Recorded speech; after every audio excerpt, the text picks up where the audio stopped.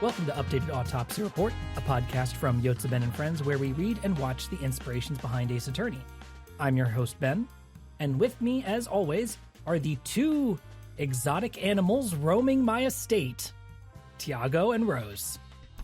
Okay, I guess I'll be an exotic animal, sure. I guess Rose Rose likes it. Who wants to be There's the a cheetah? fucking exotic animal right behind me right now. Your exotic... That's your exotic animal? I don't have an exotic animal. We're all longtime fans of Ace Attorney, and we hope that through our perspectives, it'll reveal new details and provide interesting commentary for all the media we discuss.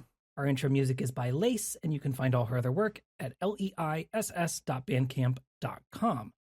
Today, we have all read the last 6 stories of the collected Adventures of Sherlock Holmes. Yay! So we got a couple of famous ones here at the end. In particular, I think the Adventure of the Speckled Band and the Adventure of the Copper Beaches are probably two that I think have loomed a little bit large, especially the Speckled Band. Wait, do people give a shit about the Copper Beaches? I've never heard this one, and I thought it meant, like, nothing. I've heard it brought up before in the past. More than the Adventure of the Noble Bachelor. What do you mean? The Bachelor the is so noble. about. No, that one sucked too, actually. Coming out swinging. I Wow. don't like the Noble Bachelor, but that's fine. I don't think we're supposed to like him, like, as a person. Oh, I just went like the mystery. I just felt like I kind of Oh. knew what was happening when it was happening. But I mean, we can get into it one Let's by get one. into the ones one at a time. Sure. Well, yeah, I can start with the first one, because our first one is The Adventure of the Blue Carbuncle.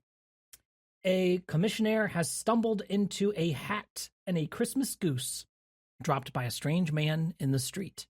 Mm-hmm. He asks for Holmes's assistance and finding the owner, but since the goose will soon go bad, they decide to prepare it, only to find the stolen gem, the Blue Carbuncle, which was disappeared from a hotel room the day before inside its gullet. Now, on a wild goose chase, Holmes and Watson retrace the goose's steps until it leads them to the hotel's head attendant, who admits to stealing the gem, stuffing it in a goose's mouth to hide it, and framing another man instead. He wails and begs for mercy, promising never to do anything like this again, and, well, Holmes takes pity on him. It is Christmas, after all. I liked this one. I think this one's fun, because it's just Sherlock Holmes walking around looking for where somebody bought a goose. I think really that's funny. the like really interesting part about this one is, well, they get interrupted with like fucking the police officer coming in telling them about the goose like fucking beforehand, and then the next day the officer comes back and be like, oh, by the way, really fucking shiny gem in this one, baby. Look at this fucking rock, and he pulls out like a chaos emerald. It really is a chaos emerald. I do like the like going backwards of just like fucking Sherlock Holmes going step by step, being like, all right, let's figure out where this fucking goose came from. That was fun. I like the investigation part in this one. Yeah, we get to meet like a couple wacky people along the way too. You know, in particular, the guy who is running the stall. Who's like, I buy the ghosts from over here, you know, and who the hell are you? To like be asking me where I get my geese from, and Holmes is like, well, what about a little wager then? And he's like, ooh, I love wagers. I'll do anything you want now. Guy who loves gambling. Guy who loves gambling. Holmes is like, well, that's all you got to do to deal with the common man is just make a simple wager with him, and then he'll do anything you want. Okay, but what if he's just trying to be friendly and wants to bet with you just because he like wants to make you feel welcome, Holmes? Okay, maybe you're the one who's out of place here. This dude is actively antagonistic, and the reason that Sherlock Holmes succeeds in interrogating him is that he's like, this dude was so excited at the prospect of losing me money in a wager that he immediately gave me the information I wanted. Yeah. That's fair. This guy was like, hey, you know what? Fuck you. You lose your £5. Yeah, that's. I thought for a split second at the beginning of that sentence you were discussing that Sherlock Holmes was the one who's immediately aggressive. Sometimes he Sometimes. is. Sometimes he is, but he was a very polite boy this episode. He had his good shoes on, and he wasn't mean to anybody. I mean, he did lock that guy in a carriage and did like his own little episode of Scared Straight. He did. Wait, was that this? He did do that. Well, oh yeah, I forgot about that. Fuck. Yeah, that's the bit at the end where he's like, go. Yeah, just like go home. Yeah, I mean, I can't follow his logic for it, which is, 1, it's Christmas, and 2, well, if I get him arrested and sent to jail, he'll be in and out of jail for the rest of his life, and this way, he might not do crimes anymore. Wow. So you heard it here first, everybody. Prison abolitionist Sherlock Holmes. Yeah. I was like, I wonder where Rose is going with this. Oh, I'm beginning to see. Rose is going with this. I'm beginning to see familiar roads outside the window. Maybe reform is better than just throwing somebody into a a concrete block. And this is why it's cool to have your protagonist be a private detective and not a fucking cop. Exactly. True. Anyone writing anything right now, if you're writing a detective story, make sure they're a private PI and not a fucking pig. Trust you, it gives you a little more wiggle room. It gives you a little more wiggle room. So many more narrative options. Yeah, you don't have to be the Rookie featuring Nathan Fillion. Yeah. Don't know why. So. That was the first cop story I could think of. Okay, give me a break. I don't know why. But we watched it, listeners. We watched a film with Nathan Fillion in it the other day. I do like Nathan. I do like Mr. Fillion. We're rather fond of him. He was in the film. We got excited. Yeah, I go, ooh. Anyway, point being, this one's pretty good. I liked it. Pretty chill. Yeah, like I said, it's you're bumping into a lot of people. You're getting to see Holmes do the work rather than just see him disappear and then come back and go, okay, Watson, while you were busy being a doctor or whatever the fuck, I figured things out. Do you think anyone's ever written a fic of like yes. Watson? Ben got there before me, but yes. Almost certainly. It's been so many years. There's gotta be. Anyway, I'm sorry for cutting you off, but what was your idea? There's nothing new under the sun, is what I'm saying. I just thought, I thought I was new under the sun for a second. We all want to be. Yeah.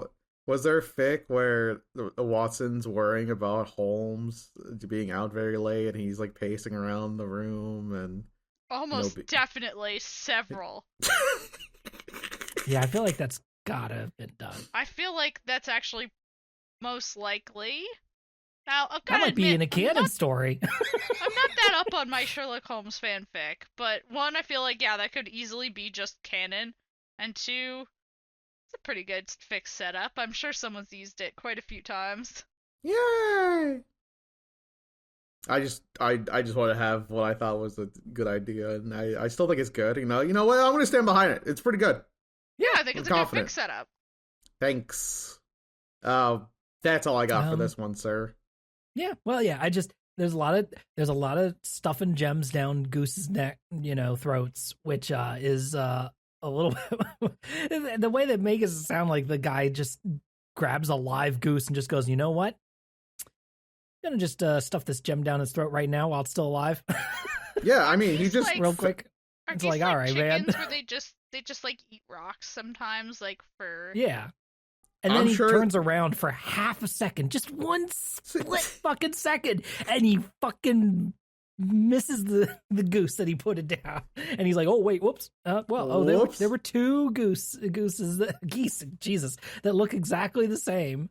And that's his mistake. I would be tight if he didn't end up getting this fucking gem back. You know what I mean?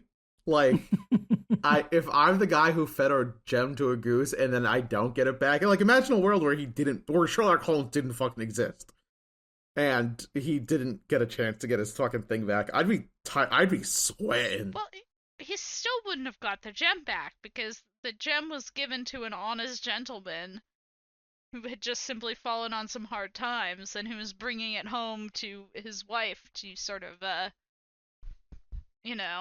impress her. Yeah, but he wouldn't known about that. You know what I mean? He would have gotten closure. Well, There's Yeah, I no. guess. I don't know. He framed an innocent man. Yeah, no, he felt bad about that, and he couldn't fucking I think he should get in a little trouble. a Which little he does, trouble. but... Yeah, of course. So I'm not saying Yeah. he does. I'm not saying he doesn't deserve his punishment. What I'm saying is that I would be pissed if I could not get closure on a situation in which there's a fucking lot of money on the line and extreme danger. I'd be constantly sweating every day over my shoulder. Oh, am I gonna get caught for the theft of the blue carbuncle? A rock name that sounds really dumb. You know what I'm saying? Yeah, I guess.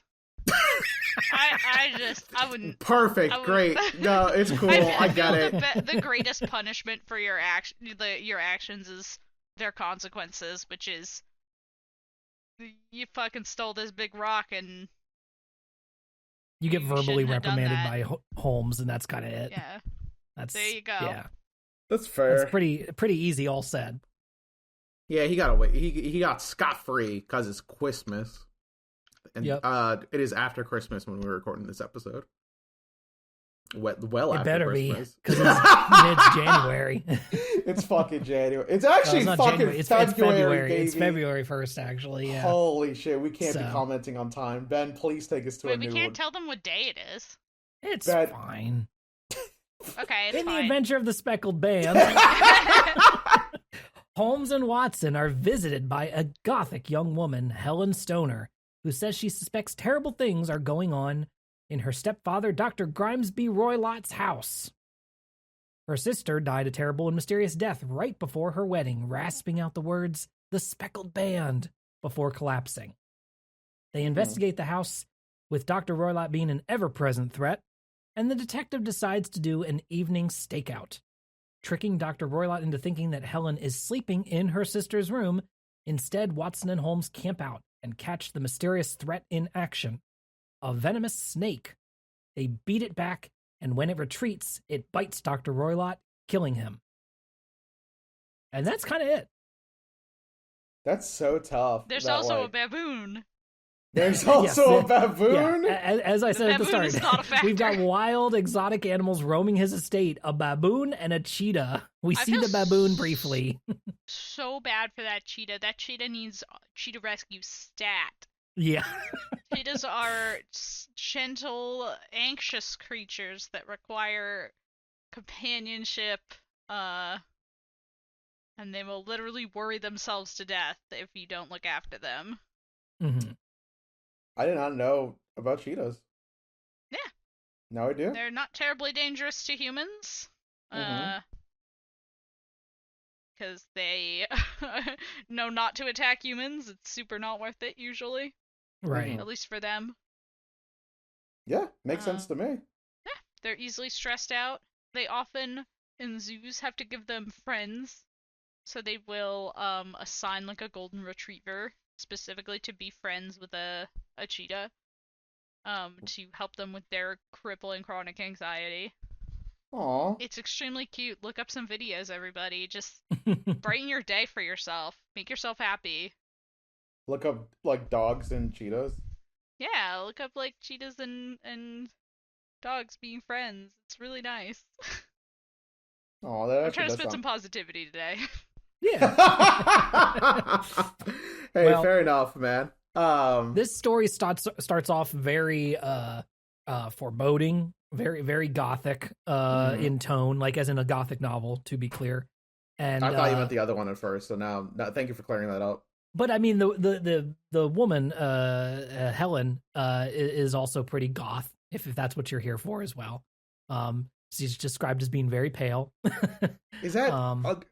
Yeah, fair enough. Sorry, I You I know, don't know. goth for the time. What you know? Yeah, no, she looks of weak. She has a pallid skin, I guess, or whatever. Yeah. But, So, but yes, she like shows up, you know, at their office, and it's dark, and she's telling this like long spooky story about how her sister died with no, you know, seeming external injuries or anything. She just basically collapses and rasps out, you know, she's like convulsing and rasps out the speckled band. And you know, right before her wedding, which is quite convenient for Dr. Roylott since he gets to keep receiving the, money that she gets every month then because she's not being married off. So, of course, Helen is worried that her stepfather has the same fate in mind for her, especially once they start doing very convenient renovations on the house. And he says, well, now you got to sleep in your sister's room. Mm-hmm. The room where your sister died. You should go in there now. She's like, do I gotta? He's like, yeah. Gotta. I mean, and he's an evil fuck, right? Like the story makes no bones about this guy being a huge raging asshole who at the very minimum beats his daughter. This guy sucks. Everyone in the village hates him. Everybody hates him. Yeah. Village most hated guy turns out to suck. Who knew? And he tries to threaten Holmes and Watson, and Holmes is like, "Nice try, asshole! Don't let the door hit you on the way out." Not intimidated at all. It's kind of crazy that so she comes in asking for assistance. She leaves, and then the dad immediately comes in and goes, "Don't fucking ever do anything for my daughter ever again, you pricks!" And he bends a metal band in a fucking what is it, like a fire iron poker? Thank you. Poker. The fireplace poker. He bends it, and then Sherlock goes, well, he would have seen the might behind my fist, and then he bends it back, and I'm just like, okay. And this isn't a very good poker, actually, is it, boys? Yeah, Watson. I just imagine Watson walking up to him and be like, "What the fuck is this? Who's bending this? Who's been bending this poker?" It looks like an S now. It's just like, this is not useful anymore. It still kind of works, right? Yeah. So they're like, well, hey, we're gonna go visit while your dad's away. And she's like, okay, that sounds like a plan. So they start poking around the house. A lot of cases seem to be, hey, is there someone malicious in your room? And it goes, yeah. And he goes, okay, well, we're going to wait till they leave and then we'll come in and do some wild shit. Wait for us then. And this happens multiple times. I guess that's kind of how that would work. Yeah, I know. It's just, there's a pattern. We're going to wait till the bad guys sneak away, then we come in, solve the case in one night, and then go home. Yay! Yay!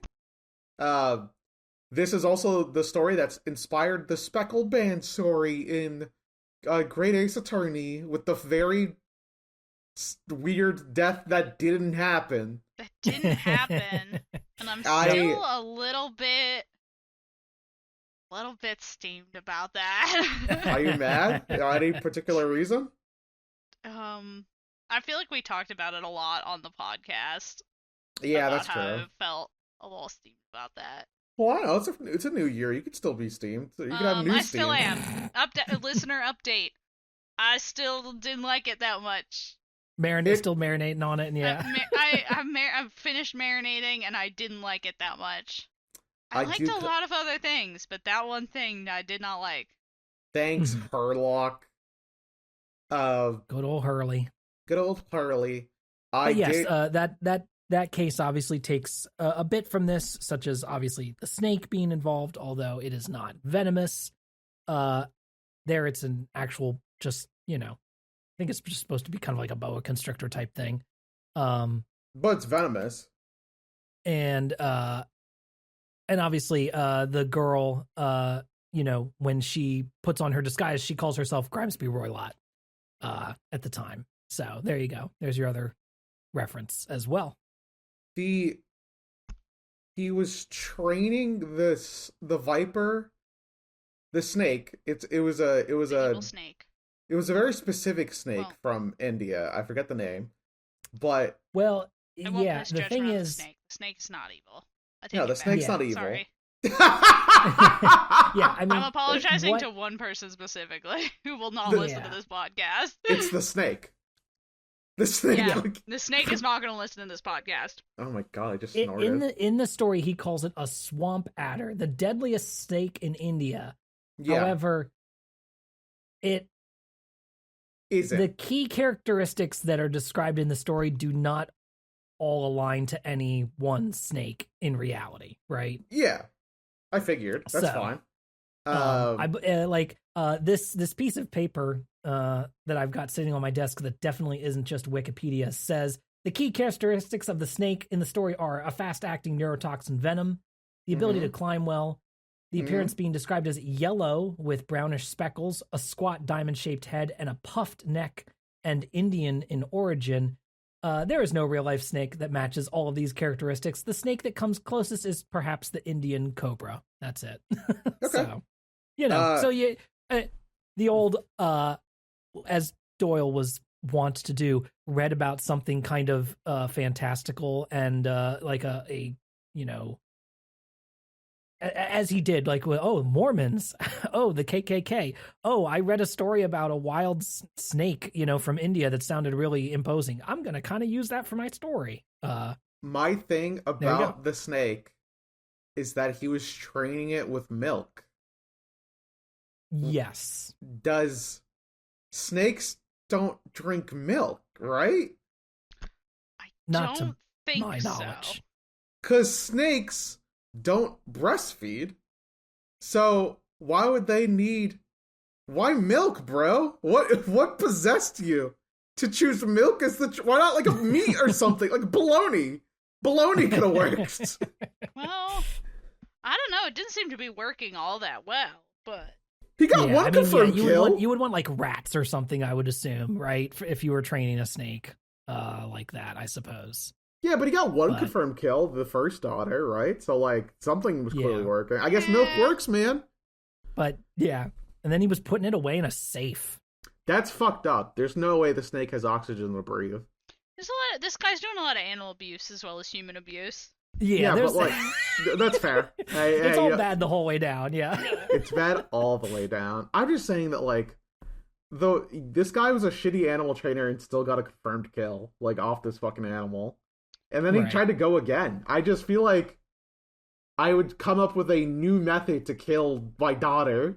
It worked so well the first time. Like, I guess. Yeah, the coroner, I guess, did not. I mean, why would he... Holmes is How like, the coroner know? couldn't see the two small punctures from the snake biting her, so... I'm just saying that wasn't that good of a coroner. If that was the autopsy report that we used in court, we would have lost. Consider that her father is a doctor, so he could have been like, oh, I looked at the body. Like, Mm-hmm. Oh, true. Fair enough. I guess there's enough weird holes in this story to make it work. Yeah. And then at the end, Sherlock Holmes is like, I'm sort of responsible for that guy's death, and I don't feel bad about it. Yeah, and Watson's like, all right, hit publish. Wait, is that what the line said? I thought it said he did feel bad. Never mind. No, he does not. That's so funny. Okay, well, shit, never mind. I guess Sherlock Holmes cold as fuck. Yeah. Cold as like, no, ice. I'm good. I don't care. Good shit. We need a private eye willing to kill guys, I guess. I bet there are some of those if you'll check out any media ever. Oh, Dog the Bounty Hunter. I guess. Yeah. No, sorry, was that not funny? Okay, fair enough. Sorry, I just don't want to give that guy any cultural capital. What about me? No what about my cultural capital? I need laughter no and space jokes. in your mind for Dog the Bounty Hunter. Yeah, he's actually gone. It's just slid off the extremely smooth part of my brain, and it's slid off into the distance. The Cabinet of Dog the Bounty. God damn it. Next one. Next one? Okay. Yeah. Well, then, in the adventure of the engineer's thumb, a man is rushed into Watson's practice after losing his thumb. Mm-hmm. After bandaging it up, Watson brings him to Holmes to tell his tale. Lured by too good to be true money, the young hydraulic engineer Victor is asked by a client to look at their hydraulic press. He's escorted there at a late hour in a fogged glass coach and is ushered to their room-sized hydraulic press. He notes the fix needed promptly, but then says, well, I can kind of tell you're not using this for making bricks of fuller's earth, as you say. The client shoves him into the press and tries to kill him as a result. Mm-hmm. Victor narrowly escapes, but not before the client chops off his thumb with a cleaver.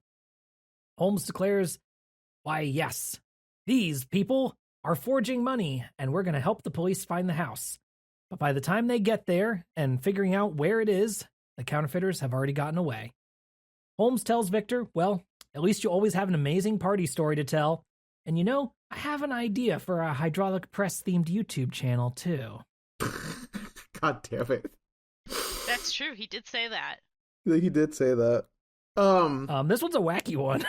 Okay, so, like, the interesting part of the story for me was when he's recounting the story, and for some reason in my mind, it has, like, the Scooby-Doo filter put over it, like a fucking... like the bat coming out of the fucking window of the old scary house, thunder crashing in the background. A room-sized hydraulic press so the cover of the villain, what he told the hydraulic engineer is that he's like, oh, I'm using this to compress bricks of clay from a secret mining operation that we have under the earth, because there's rich earth deposits in my area and in the local area. A weird, probably crime in and of itself.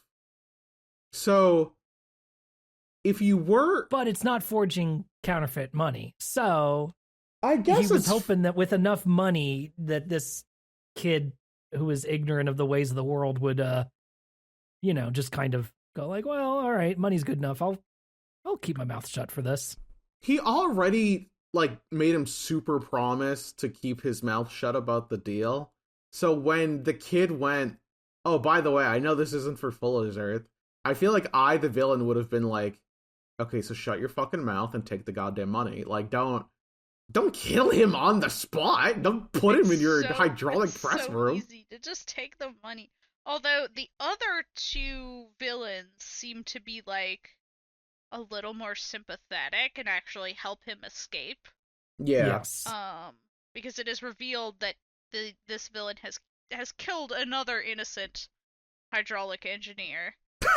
I know, all these hydraulic engineers are disappearing left and right. You know what? It's the age of steam. I heard he went west he went east to do more hydraulicing. Yeah, so they sort of help him escape a little bit. So I don't know.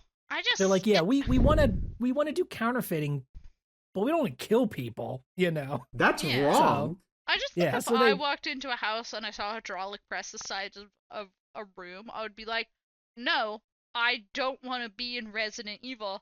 I'm leaving now. That's the thing, is that, like, this thing is a Resident Evil trap.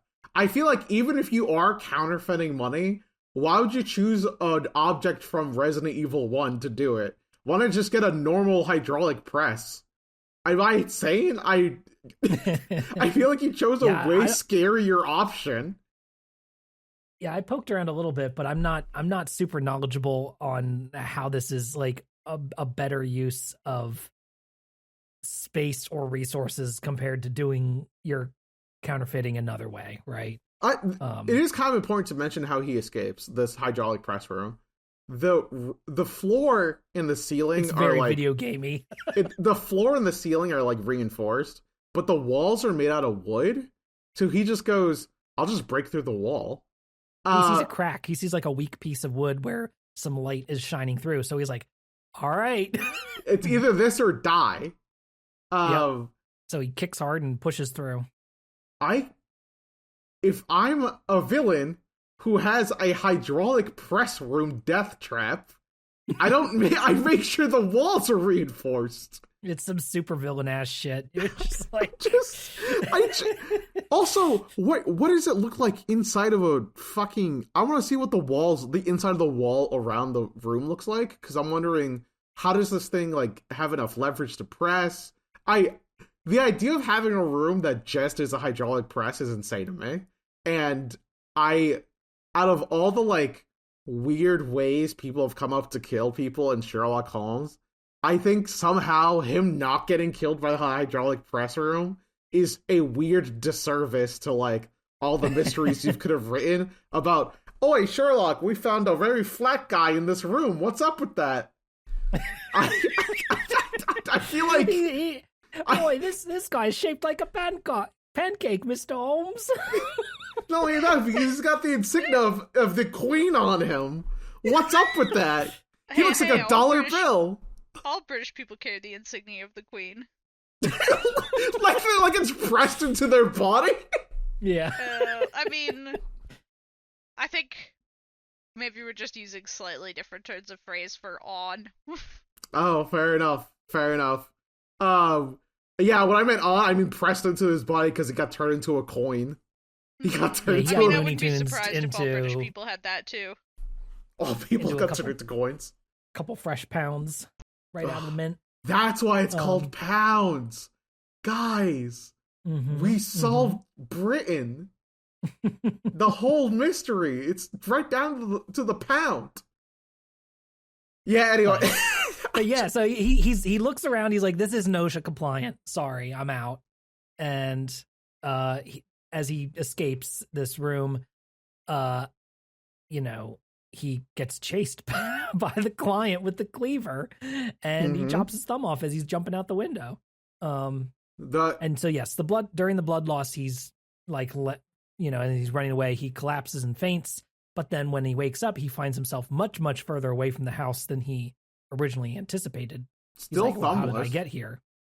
And yes, it's revealed then that the other two people who were working with the client dragged his body further away so that he could hopefully escape and didn't get killed by the main guy. Well, he wakes up back in town, and he's like, how did I end up back in town? And the catch is that they tricked him by driving him 6 miles out in the country and then 6 miles back. Yes, when he's in the fogged cart, yeah, they made it seem like he's going really far away, but actually they were like, no, our house is right just outside of town. It's right there. Which is actually so fun. I like that. It's a fun little that's a bit. good bit.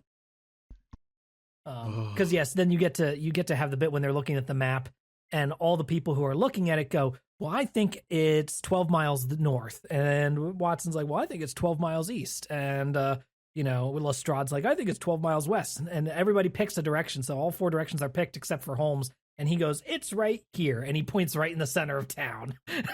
He really nailed it. They're like, well, come on, man. So it's fun. I just can't believe he invented a Resident Evil room, and that wasn't the puzzle. The puzzle was, where was this fucking room? It gets me. And then nobody gets caught. The counterfeiters get away. Well, don't they report that, like, fucking, they get caught, like, a couple train stops away, or maybe I just imagine they were seen a little ways away, I believe, if I recall correctly. Gotcha. Fair enough. But yes, the last thing I remember is I believe in that story is that, yes, like a boy or somebody on the street, like, sees them further away. I think they say they see them in Berkshire or something like that, and they're like, oh, they're going this direction with a bunch of boxes. Boy, those two look like counterfeiters, and they're running away. Well, there's 3 of them, but you get the point. Yep. God bless. So yeah. Pretty good. In the adventure of the noble bachelor, Lord Robert St. Simon comes to Holmes and Watson after his new bride, Hattie, has disappeared, seemingly walking out of the house forever. Her wedding dress and ring were found in the river by Lestrade. Lord Simon tells them what happened at the wedding, and immediately after, she dropped her flowers and they were handed to her by a random man. And Holmes immediately figures it out because obviously, there's another guy. He tracks them down and they all have a nice conversation revealing that Hattie was once married to a prospector in America, but she thought he died and thus agreed to marry Lord Simon. But then her old husband showed up at the wedding, so she was like, well, I'm going with him now. Lord Simon is very annoyed at all this and leaves. That's it. Yeah, Holmes doesn't do a lot here. God. I mean, he figures it out, but, like, I also think that anyone with a modicum of understanding could have figured it out. He finds the guy, I guess. That is certainly something. This one, I don't think is, like, certainly not my favorite from the list, but it does have one of my, like, favorite little, like descriptive moments in it where like Watson is describing like he is not feeling well because he has this injury and it's bothering him, so he describes himself as like sitting on the couch like in like a cloud of newspapers. Mm-hmm. And for some reason that always like stuck out to me, like he's sitting in this big cloud of newspapers and then he's like so inundated with news that he's like done. And I'm just like, yeah, nowadays he would just be like scrolling Twitter. Right. But there's He'd be something out here doom lovely scrolling. about that. I mean, that what do they image that what do they amuses me. call the section of the newspaper that he's reading? The Oh man, I don't know, man. Oh yeah, sorry. There's a very funny term. It's like it's yeah. I'll try to find it while we're talking about other stuff. But yes.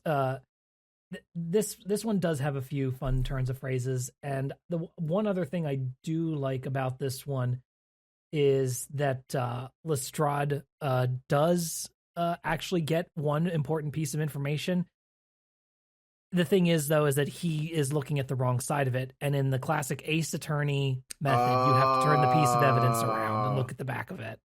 And he saw the receipt. I feel like this made an impression on Takumi if I had to, bet, because it's a very classic. Just well, yeah, I'm looking at this, and it on the front of it, it's got nothing important, and then Holmes is immediately like, look on the back of it, man, it's the receipt. No, it's the that's receipt so from their fair. hotel, and that's how he figures out. That's literally how they solve about who killed Maya Fey. Was fucking Mia Fey. Fuck. I really thought to myself, I had it this time, you know? Mia Fey. Fuck me, dude. We've been on this fucking podcast for years. Mama Mia. Mia goddamn Fey. Mama Mia. Okay. Mm-hmm. No, that's a fair point. I just honestly, if I'm the Bachelor, I don't need Holmes at this point because I'm marrying a woman. Oh, she ran into somebody that left quite an impression on her at the wedding. Right after she met this person, she started to have doubts about the wedding. I wonder if the person had anything to do with it. You know? This one also has another fun aspect, though, where it's like part of the selling point of this, even though a ton doesn't happen, is just like, hey, look at those Americans. Wow. Oh, that's true. There's a lot of American culture here.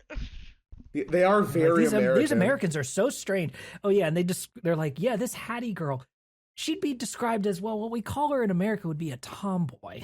Oh my god. Bringing in introducing tomboys to British culture like an invasive species. Yeah, it's kind of funny. She's just so headstrong. She likes to do things for herself. It's crazy. Oh my god. She makes decisions for herself and she prefers to go out into the field? That's crazy. It's wild. She has interests. She's from like a mining corporation. The guy is from they did have their own little fucking soap drama happening in the background, and that was all clearly revealed because for some reason Sherlock Holmes goes, this sounds like a soap drama. This feels like something that would have just someone who ran into somebody they used to love. I just don't like the guy, the noble bastard. He just kind of pisses me off. I understand he's upset because he goes on to say, listen, man, I understand that you found your love, but what? I'm now wifeless. I'm wifeless. What am I supposed to do? I'm going home. And then Sherlock is like, oh, I thought we'd be able to break bread. Well, I guess I'll have dinner with 2 Americans. Yeah, he's very we America! Tell me about your silly country. I heard that you guys had a civil war. What was that like? Which side were you on? No civil war. No. Christ, dude, hard fucking crowd. They're from California, so we actually do know the answer to that. Oh, that's fair. That's fair. Oh my god, I feel like Fozzie Bear right now. Tough crowd. Listen, we've all had a long Sorry, day. I was still trying to find this term that they used for the grim, murders section of the newspaper that Holmes reads, and now I can't find it to save my life. But it's called something like, the grave section or whatever, or the neg. He uses they use some term for it, They and call now it I can't something find it. silly. It's probably like the Yeah. Morbies or something, like because it's Yes, morbid. it's like the The morbid section. Yes, it is Yeah. it's a term like that, but now I cannot find it. So, oh well. If a listener remembers what I'm talking about, you could post it in the comments. Me and Rose could easily start like looking in and try to find this, but we simply won't. No, I can't. Wow. I've fallen and I can't get up. Rose has fallen. She had a long day at the long day Life factory. alert. At the life alert, Jesus. This is probably my least favorite of the 6 stories that I read this time, mostly because it was Sherlock using basic powers of deduction to figure out what happened. That's my feelings about it. Secret superpower, logic. Logic. And he goes on to say, like in other stories, Watson, you've been writing about my stories and you make my logic seem like a parlor trick. It's beneath me. And he goes, well, I actually think I'm doing a really good fucking job. I actually think I'm doing a really good fucking job writing your stories, dipshit. And then fucking oh Yeah, like I'm the one writing your stories up. yeah. I'm the one giving you fame. And now I mean, Holmes does have a point. If your roommate is like writing about all your weird, quirky habits and how much like cocaine you do, okay, that's publishing true. it in the fucking magazines. There could be some editorializing, I admit. Maybe I mean, Watson admits to it. He's like, I do elaborate, make them a little bit more elaborate than they are sometimes. Yeah, I sometimes increase the amount of cocaine Spruce that it you're snorting to a comical amount. Watson writes a news story that's just like Sherlock stumbles in from the opium den. Fresh. I mean, I feel like we did that one already. Yeah, but well, yeah, you're right. We actually did do that one already. There's no Just at op- the opium den to hang out. That's for all. the vibes, for the immaculate vibes of the opium den. Christ alive! All right, I got nothing else to say about the Noble Bachelor. All right. Rose, No, it's over. sweet, Next. sounds good. It's over. It's over. over.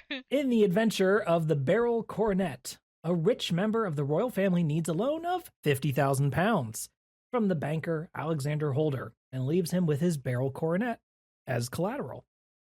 Holder brings the coronet home because he can't bear to leave it in the safe at the bank. And later that night, he and his niece Mary find his own son bending the coronet and 3 barrels missing.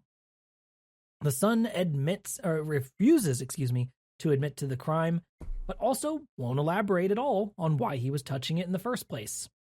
Holmes deduces that, well, what's actually going on here is Mary got swindled by a suave criminal who got mentioned in 3 sentences earlier in the story, and he promised her romance and riches if she helped steal the coronet. The son actually tried to stop this and was staying silent to protect Mary. Holmes tracks down the missing barrels, and Holder is happy to have his son exonerated and the barrels back, but unfortunately, Mary and the criminal have run away. This is very Takumi-esque, this story, because it's classic, like, oh, it looks obvious who did it, right? But if you turn your thinking around, you can see that he's actually the hero. The son, when he gets caught, literally says, his father goes, a thief, and then his son responds, yes, it was stolen. And in that sentence, I was like, oh yeah, so clearly he didn't do it. He was just catching the thief afterwards. Yeah. This story, I do like it a lot, does have some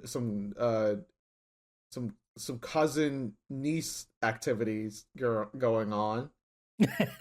Yeah. Which is a little strange, but it's still a good story. You know what I mean? Yeah, I think the It's a son good one. is yes. It's too obvious that it's too obvious, I guess, is a matter of opinion. But it's very obvious that he is not the culprit. Instead, it is trying to figure out what actually happened. Mm-hmm. However, there's very few other named characters in this story who could have done it. So your suspect list narrows considerably very quickly.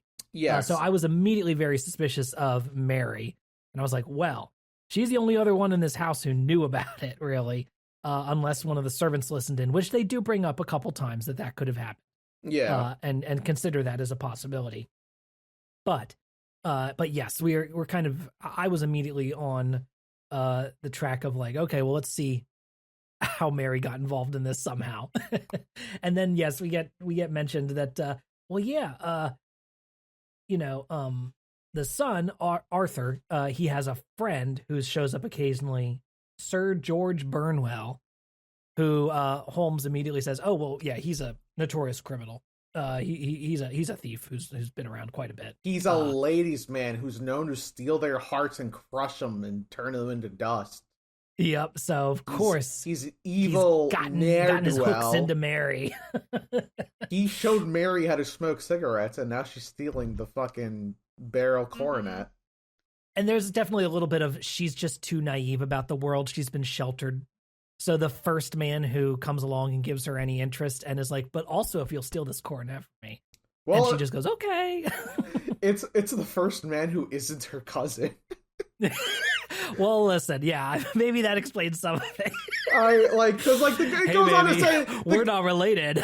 And she's like, ooh, finally. No, the story goes on to say he's so cool and sexy and he's charming. So cool and not they related do say that to me several times. Yes, and very cool and her. sexy and charming.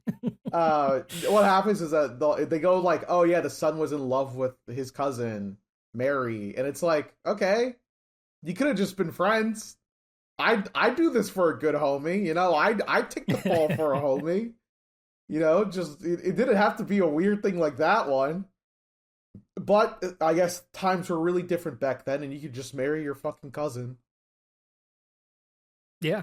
Or was that just true. a Sir Arthur Conan Doyle thing? It wasn't always just a time thing. It was also sometimes cultural as well, right? But yes.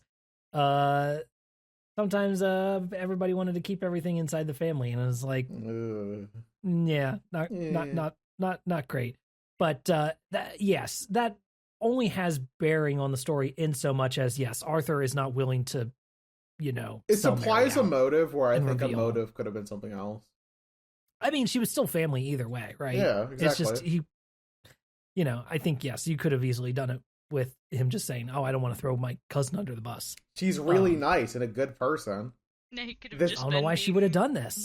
Noble and loyal to a lady's honor. Yeah. Surely she just had to be corrupted by this. By the guys who Burnwell smoke fellow. Tobacco. That's why he burns well. I mean, listen, most guys were smoking tobacco back then. I know, but I just wanted to make this guy seem like the evil villain who offers evil people cigarettes, you know what I'm saying? Yeah, I mean, Sherlock Holmes is like, oh, actually, I do know this guy. He's a fucking lying, cheating, gambling piece of shit. Like... God, do you think Burnwell's ever going to show up again in, like, a different story where then Sherlock has to catch him? Would you like to know the answer to that? I guess you already know the answer is no, huh? Yeah, the answer is no. Alright, sounds good. Hey, they could be patching the Sherlock Holmes story in the near future sometime. They could add some DLC. So, I have some news about Sir Arthur Conan Doyle. Whoa, what's new? I've been waiting to hear about it. Nothing's new. He's still dead. It's not news, but it's still facts. Fair enough. Yeah. I like this one just because I felt like this one actually had like stakes to it, which is why I enjoyed it. I also like when Holmes goes to track down the barrels at the end, and he finds the guy who fenced them, and he's like, "Damn, I sold them for too cheap." Like, I'll give you really 1,000 pounds for each, and he goes, "Shit, I let it go for 600 each, all of it."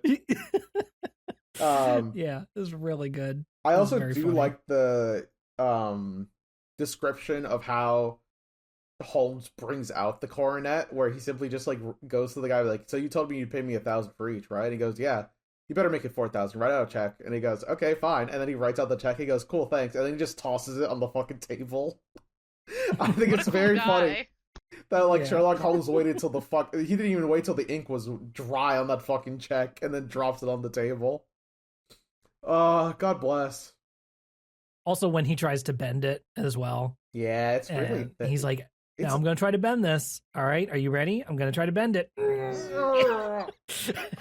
Damn, you would need at least 2 men to be able to bend this. I don't know why that got me. You need 2 men. Yeah. One man like I need is not 2 enough. men to be. Yeah, exactly. And that's what it ends up being. It's like horsepower, right? You know, you need 2 manpower. need a certain number of horses to pull this cart. You would need at least 2 men to bend this cornet. Simple as that. Yeah, you're looking about like you're gonna need about like 2 men. This only made me laugh. This fucking 2 guys. I'm delirious. You're like envisioning a guy like putting his hands on his hip, looking upward at the crown, going like, yeah, you're gonna need about 2 men. 2 men. I think you need, maybe 2 men, maybe 3 to bend this one. If you want to be sure, you need 3.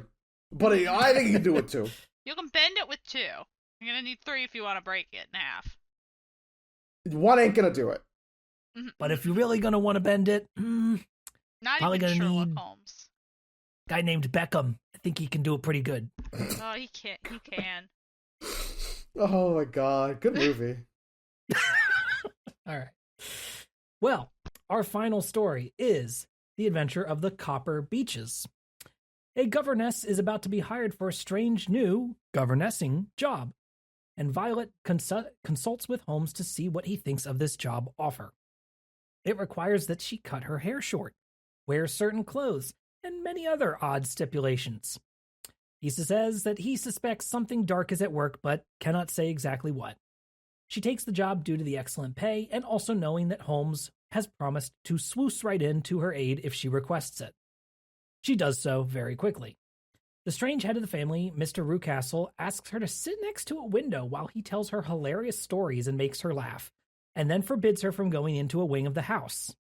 Obviously, she wants to go into the wing, and finds a room in there that seems to have a person in it. This definitely doesn't have anything to do with Rucastle's daughter Alice, who is definitely in America and definitely not trapped in that room.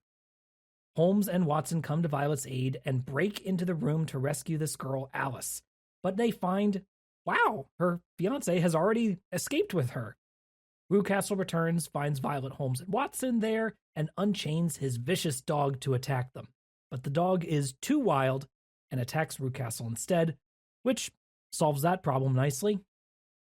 As the story wraps up, Alice and her fiancé marry and live their own life, and Violet ends up finding success as the principal of an all-girls school. And everyone aside from Mr. Rucastle lives happily ever after. Yay! I do like this one. This one's a very elaborate story, I think, and has a lot of moving parts, but I kind of liked a lot of the setup for this. Mm-hmm. And I kind of enjoyed Violet as a character. She got a little bit more than the average person who comes in to consult with Holmes. Mm-hmm. But she's typically does governess style work, managing a house for a rich family, and she works with an agency, and so the agency calls her up and like, hey, well, we got somebody in here who's looking for a new governess, and they're interviewing everybody. You want to come in and interview? So she does, and that's when they tell her all the strange things that she has to do, like cut her hair. And he's like, I've got a blue dress that I want you to wear. My wife likes the color blue. You got to wear it. And she's like, okay. But have you considered? And the money's really good. He's gonna give her so much money. It's so much money. And she's like, this is too much money and I'm suspicious. But she's still like, it's an awful lot of money and he is gonna give me an advance. So Yeah. And what does Holmes say when specifically it's something like, well, I wouldn't want my sister or any woman in my life to take this job if I heard this description. He's like, but I can't stop you from doing it. Mm-hmm. And he seems to like her because she's very like inquisitive minded and like observational. And yes, like Watson is like, oh, you like a woman? And then the second the case is over, he's like, all right, on to the next thing. And Watson's like, oh. Yeah, Watson briefly wonders if this is finally the woman who could catch Holmes's eye, but That is not anywhere near the case. Nope. He respects her intelligence, and then it's on to the next thing.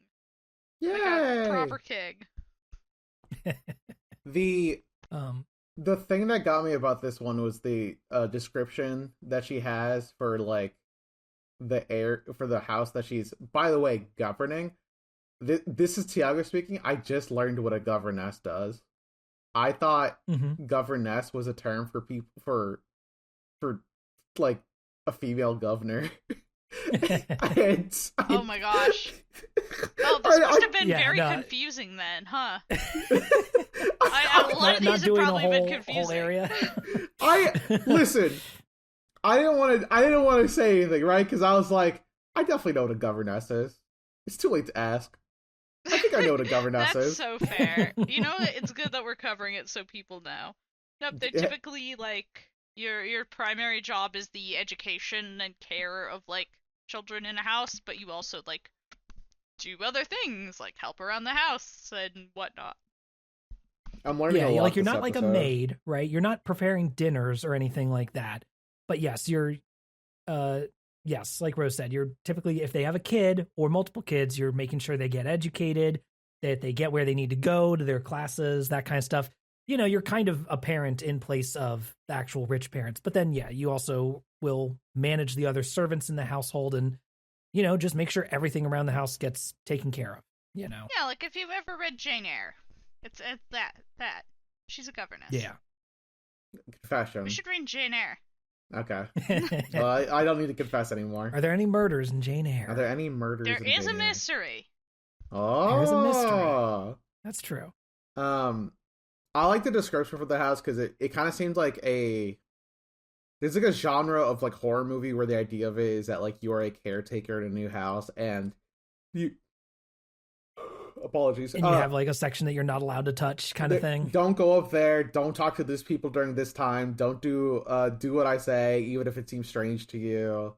And it seemed very much like that, like the initial ask of like, hey, cut your hair, wear this dress, do what I tell you to do. And then like and of course she wants to immediately do all the things she's told not to do because she's inquisitive and curious. Inquisitive. And but yes, she does cut her hair because the money's really good, and then she only needs to wear the blue dress like a handful of times. They set her up in front of like one of the large rooms of the house, which has like a big window that kind of faces out towards the rest of the property, out towards the street, kind of towards the front of the property. And they have her sit there with her back to the window. And then Mr. Rucastle just tells her a bunch of like bawdy stories that make her laugh. And she's like, they were so funny. There are so many funny stories. And I got to laugh so hard. And then I was like, this is really strange. So I took a piece of my mirror and she like hides it in her handkerchief. And as she's laughing, she holds her handkerchief up to her face, you know, like cover her mouth kind of thing as she's laughing, and uses it to peer behind her because she's like, why do they want me to not see out the window behind me? Why are they sitting me like this? There's got to be something up with this. And she sees a man watching and peeking around the bushes and behind the trees or whatever and watching her there.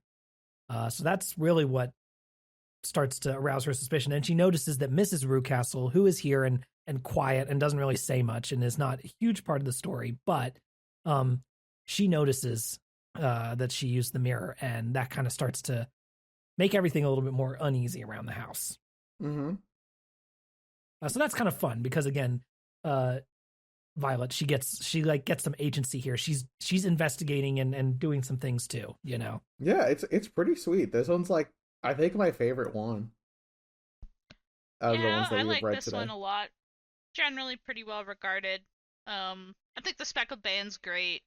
And I'm a fond of the Goose one just because it's just fun. Oh, that one's just like yeah, that one's more of like a I don't know how to describe it, like a fucking caper. Like that's like a fucking I don't know. You could direct the Goose one like a Coen Brothers film. Yeah, Thank you. yeah. And it would be really good.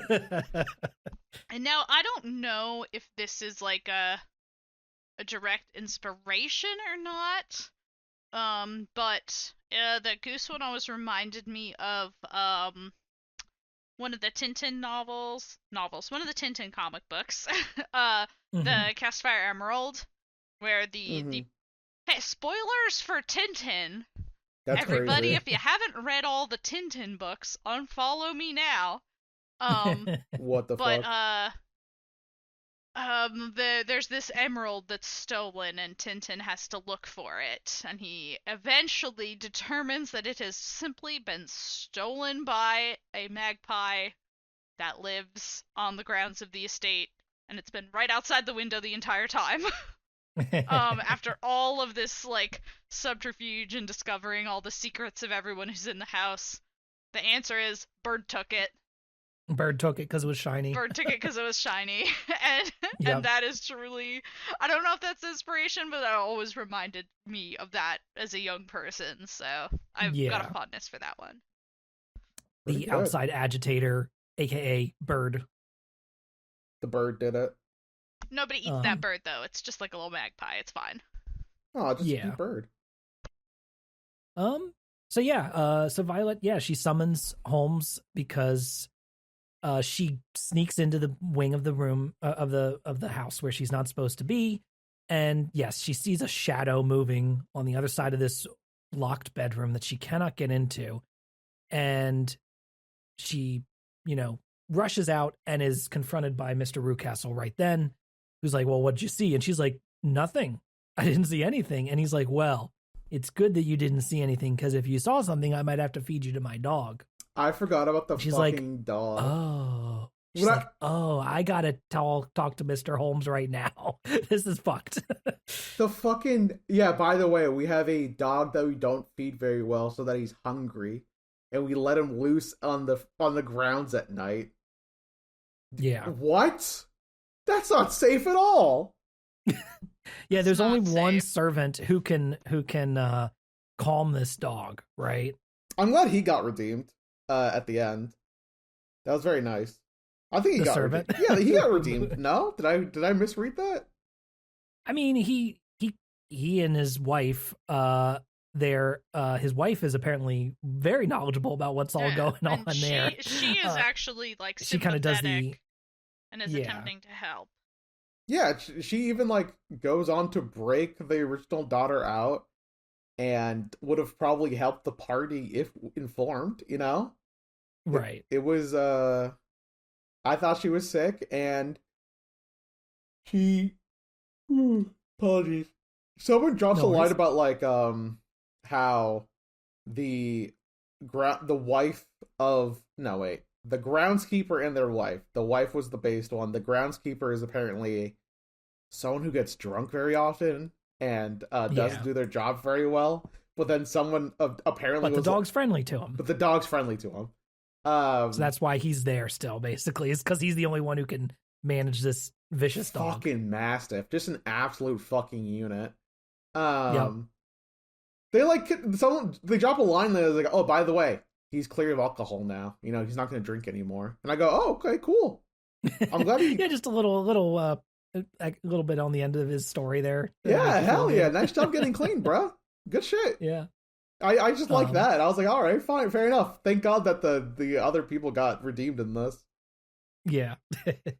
But yeah, so like I do also like the bit when Holmes and Watson arrive in the town and they're walking to, I guess, the restaurant or cafe or wherever they meet Violet, I forget. And they're like sit down at a table with her, and as they're walking in, Watson's like, "Wow, what a nice little town." And Holmes is like, "This is actually where all the real crime, all the worst shit in the So- world happens, is out here in the fucking countryside." Now, I am and I'm like, always- "You're right, dude. I'm always You are saying fucking this. right, dude." I shit. fucking hate the countryside. I want to be in an apartment building. If I get murdered, I want my neighbors to hear it. Exactly. That's what Holmes says. He's like, when you're in a city, when there's a whole bunch of people around, there's witnesses. There's people who can see shit. There's people who will be on the street who will see stuff happen. There'll be people in your house nearby who will hear you. Out here in the countryside, stuff could be happening in a house a mile away and nobody will hear anything, and all the townspeople keep quiet about it. And Watson's like, "Well, damn, I guess you're kind of right." And then we find out some fucked up shit is happening there at the Copper Beaches. So yeah, but yes, when they go in, then while Mr. Rootcastle's supposedly not there to break Alice out.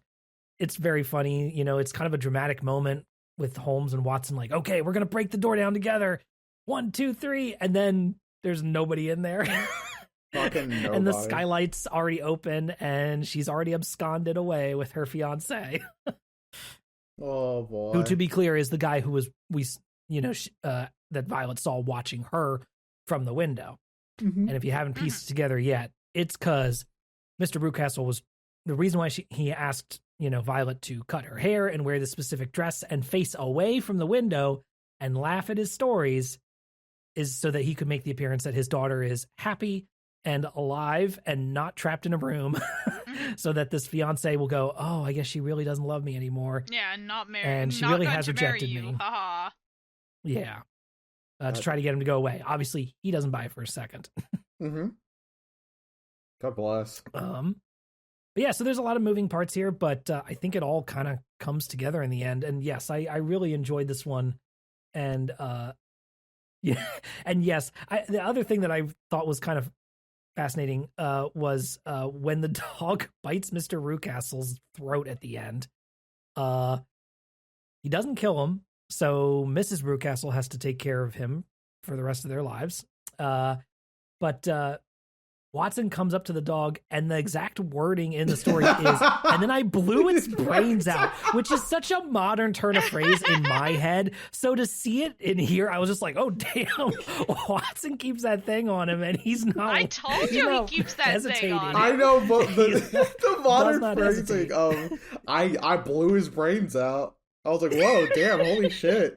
Watson has his gun, and as he is described, he's ready to use it, and he finally got the chance. Yeah.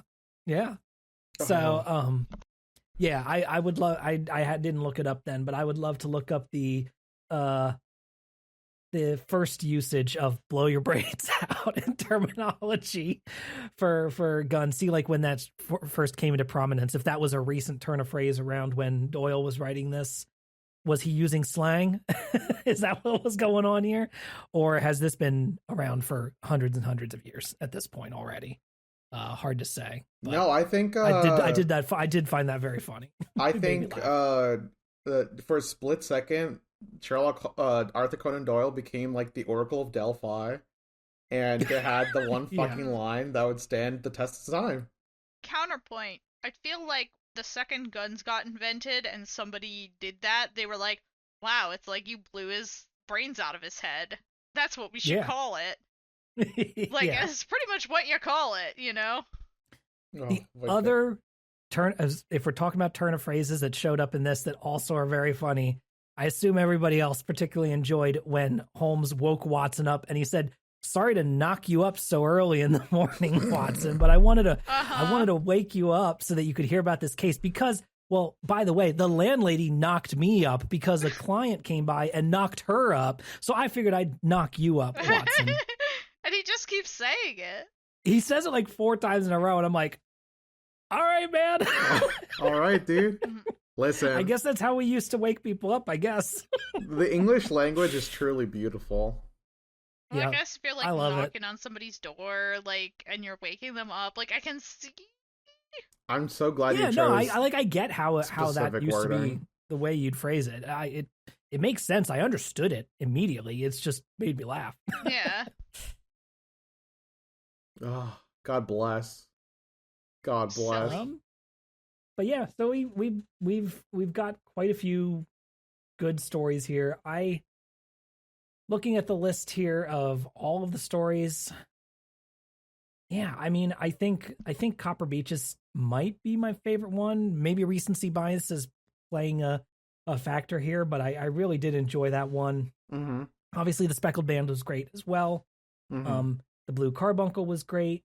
I liked the Boscombe Valley Mystery from last time, and I really liked Scandal in Bohemia, of course, as well. I thought that one was fun too. So yeah, good collection of stories here, I think, all said. Yeah, this guy might be good. Yeah, this guy's may have some fucking some legs to stand on. I enjoyed Copper Beaches. I like the Engineer's Thumb because it reads very Scooby-Doo to me. Yeah. I guess I enjoy. I can't even remember any of the previous 6. I guess I Yeah, don't enjoy the I feel twisted like lip. That's the one where I fucking put my foot down. Apparently. putting your foot down on that one. Mm-hmm. Fair enough. What about you, Rose? I feel like I already talked about which ones I liked from this set, but I am definitely gonna stick with the same 3 that Ben already said. I like the beaches. The Speckled Band is a fucking classic, and I've always enjoyed the Blue Carbuncle for the use of it all. Hell yeah. Hell yeah. Yeah. Uh-huh. So I had a good time with these. It was nice to refresh my memory after having not read these for 20 plus years since last time I read them. So it was basically all new to me in a way. Mm-hmm. I mean, obviously, cultural osmosis has kept some of these certain ones fresh in my mind, like Speckled Band, but still, it was nice to kind of get these all again and refresh that in my brain.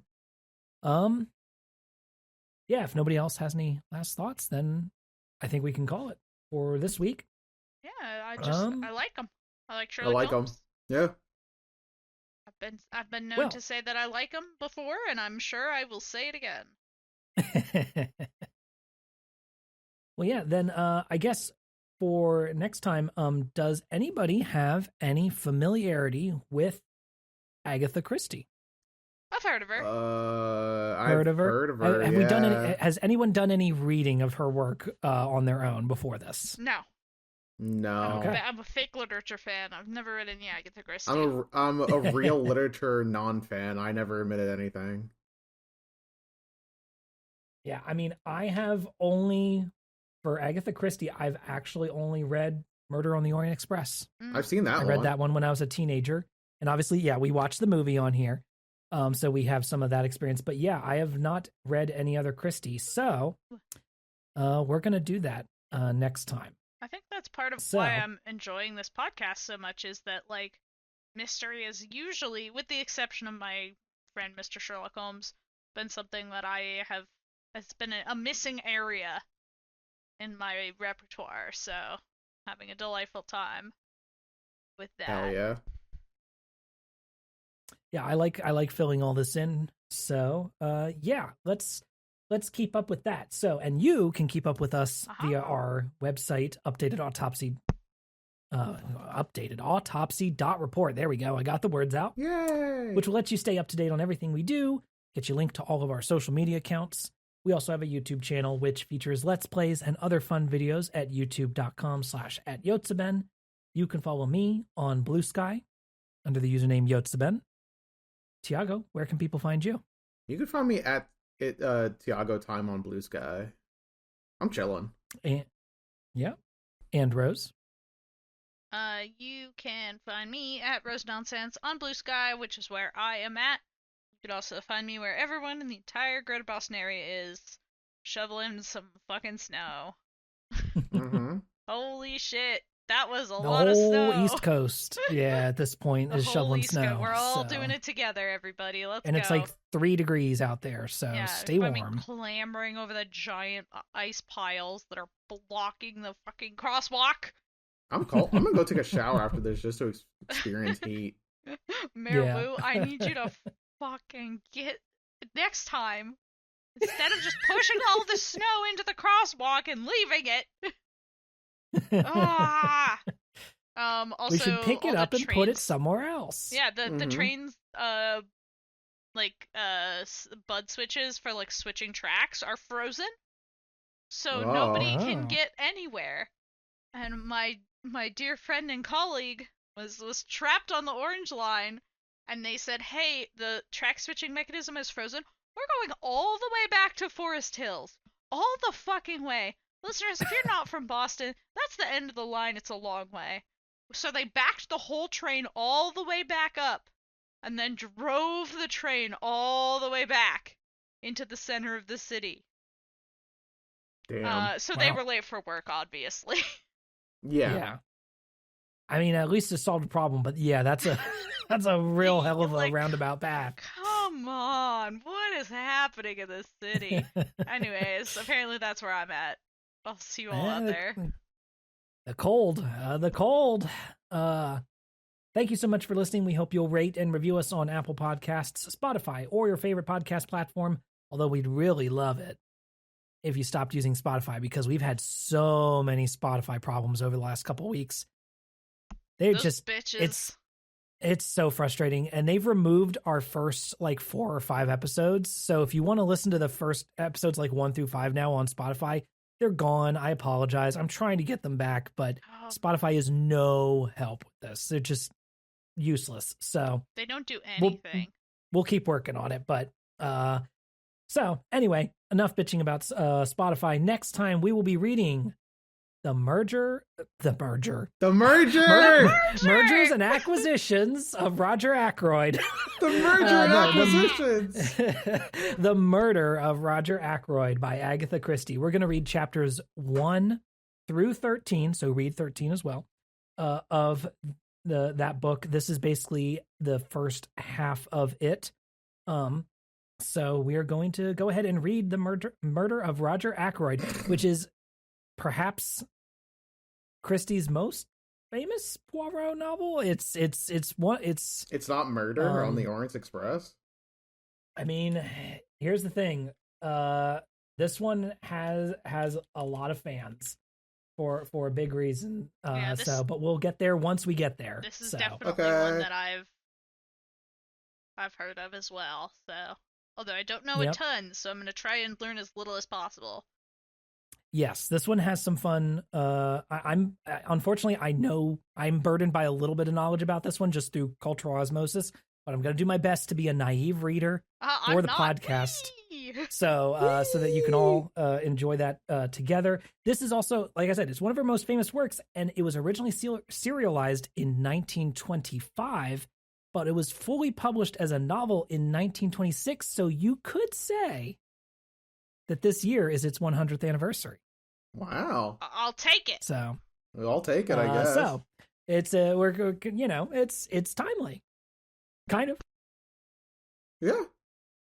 So that's what I got. So we'll see you next time with The Murder of Roger Ackroyd, chapters 1 through 13. Thanks for listening, everybody, and we'll see you then. Bye. Bye.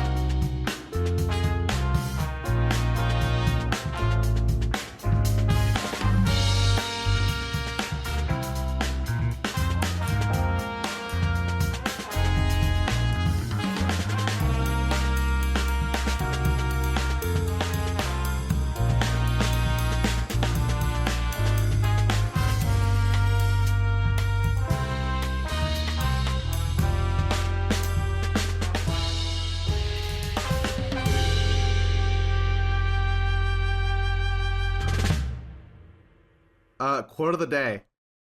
Time is the longest distance between two places. Tennessee Williams. Is that for whatever? It's whatever. Yeah, honestly, it's the kind of thing where you're like, I don't want to argue with this.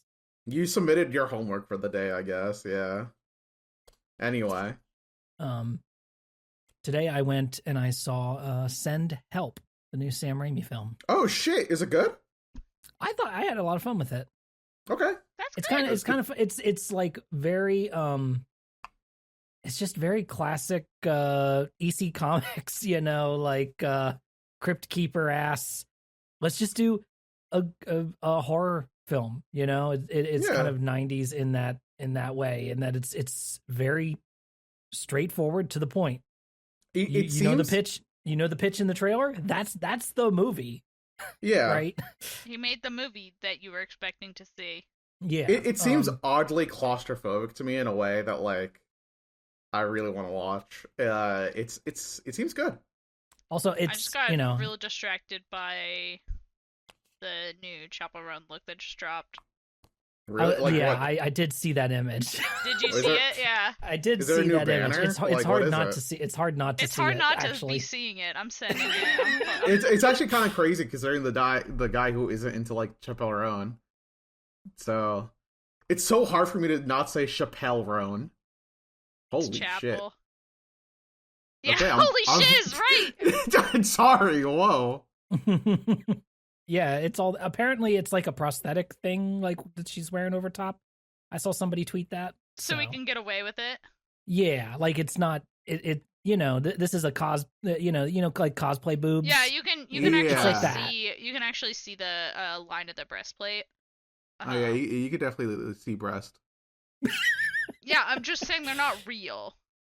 Oh, Well, they are don't real. They're just care. underneath. Yeah, her A real ones are covering. underneath the ones that are there. But in a way, those boobs are real because they exist in physical space, They are real plastic boobs. That is true.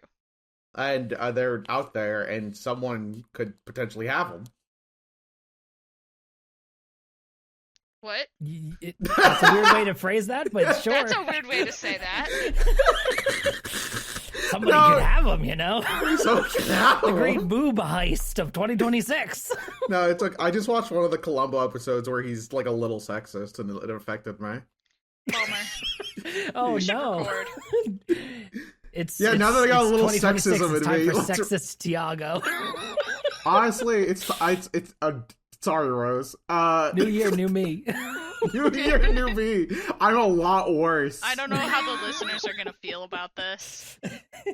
No, I'm not gonna let 2026 be the year of chauvinist Tiago.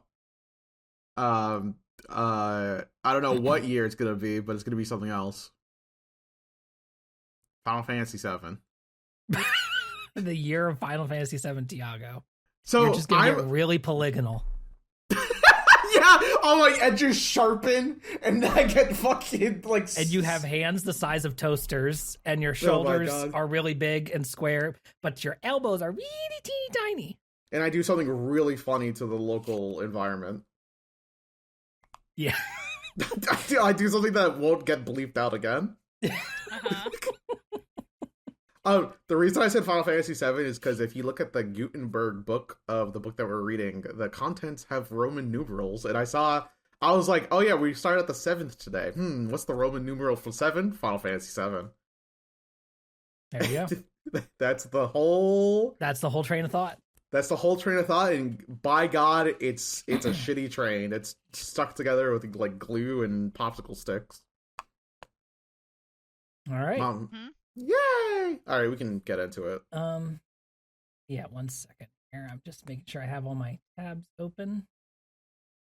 I don't think I if there's pulled- anything else stupid I want to get out before we start the real show. Yeah. I've been reading up on Snow's not real. Just the hot new conspiracy theory. That's been fun. Yeah, all right. We can talk about it later. No, I'm just defeated. Like I don't know how It's to convince people. It's a pretty crazy one. I don't know how to convince people that weather is real. Like there's a whole fucking guy who already has an account. I can't fucking steal his thing. The weather's happening guy. I'll have to ask him about snow not being real. He probably knows it's real. He definitely knows on account of he's in communication with the weather gods, but still. Wait, is that canon? Is that lore? Yeah. Wait, how long That's has how he he been? knows the weather. How long has he been there? The Been whole like time. I an think his oracle. cats are also magic. Oh, well, that goes on the saying. It extends to animals. Magic, that is. Yeah. All right. Guys, I feel for some reason off rhythm. I don't know how to describe it. Here's the thing. I'm doing my best too because I'm also that way. So I it could just be in the Alright, air. We're all fucked up. This is No, gonna be a I'm wacky actually one. this is the best I've been in a while because I didn't have to stand at work today. I got to sit down the whole day. So I'm just Yay. like, wow. I've been really cold and I had to spend some money on new shoes and it cost a lot and I was like, oh, damn, things cost money, huh? It fucking sucks, dude.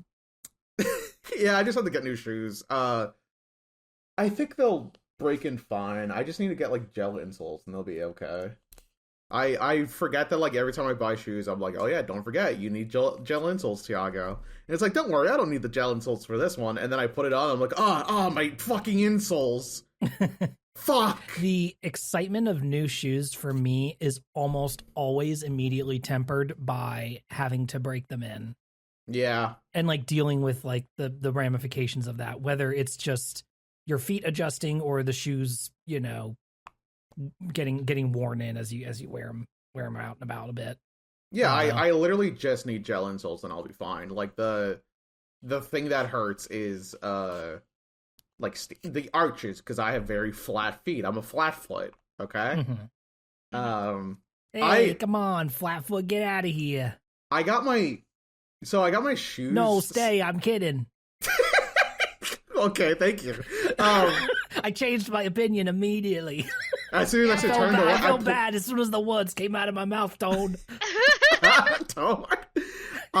I went to the New Balance store and they were like, "Would you like to have your feet measured?" And I go, "Yeah." It was like, "Okay, cool. We'll 3D scan your feet." And I go, "Wait a second. Does this cost money? Does this cost money? It's free."